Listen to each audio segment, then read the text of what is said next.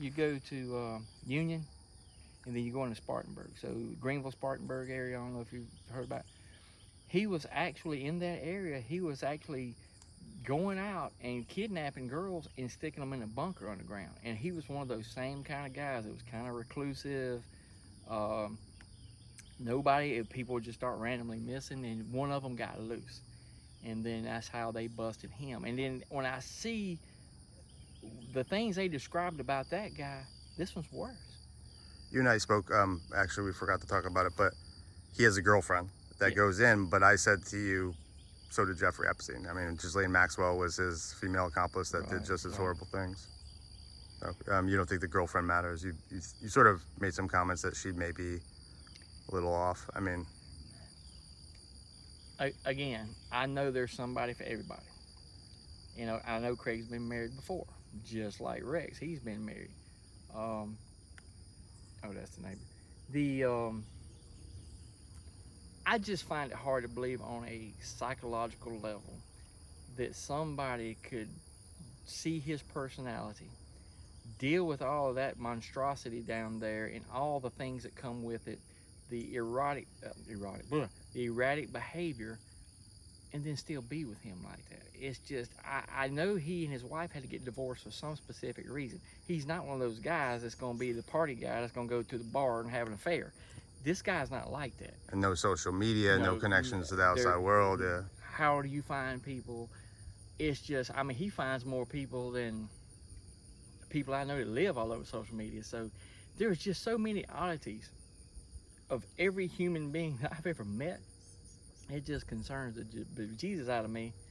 And I wonder about her either mental state or, you know, could she possibly be involved, at least in a cover-up? I mean, maybe Craig is completely innocent. I get it. I would hate to go through what he's going through right now. But I would really believe that he and his only brother, it seems like there's not a lot of relatives, and he not know anything.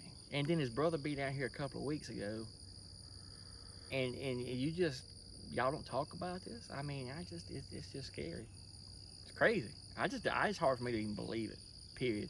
Because, I mean, I have a brother, I know a lot of siblings, and some of them know a lot and some of them don't, but they're just so odd. It almost seems like either you're beholden to them because now you're living on the property. He has kind of basically supported you, because that's the other thing. He has technically some kind of job. I'm assuming he's self-employed, but he never pays property taxes. That's, as I understand, that's how Rex bought all these properties, because if you go back and look at the tax records, you'll see delinquent. And like I told you, here around September, the Chester County, if you don't pay your property taxes, shortly after that, they will come in and tap a flipping notice up. I know it happened to me by accident because I forgot. When I refinanced the house, it was all rolled into one, so I was used to the bank doing it. It rolled around, I got a notice, and I always get one. I didn't pay attention to it, and all of a sudden I seen a guy show up, boom, stapled to his tree, and I looked, I was like, what the crap is this? I called the county, and said, oh yeah, you know, if you don't pay it, they'll sell your property. I was like, okay, so I looked into it. So I know how it works. And then, you know, I've seen them down there, you know, putting stuff on the trees.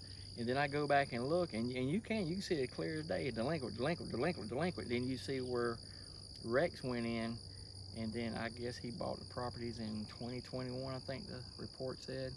And he's paid them all up. He actually paid them this year. He just paid them in June, just like the property tax for the truck. So it's a bizarre situation. And I'm telling you, that's a lot growing up for me living here. Like I said, I told you, I've seen the guy try to dispose of the body up the street in a barrel. I've seen murders. I've seen, you know, drug activity. I've seen it all, and I've seen some crazy. So this is probably the pinnacle, the pinnacle of the pyramid that I've ever seen. Wait to see the drone footage when I get home.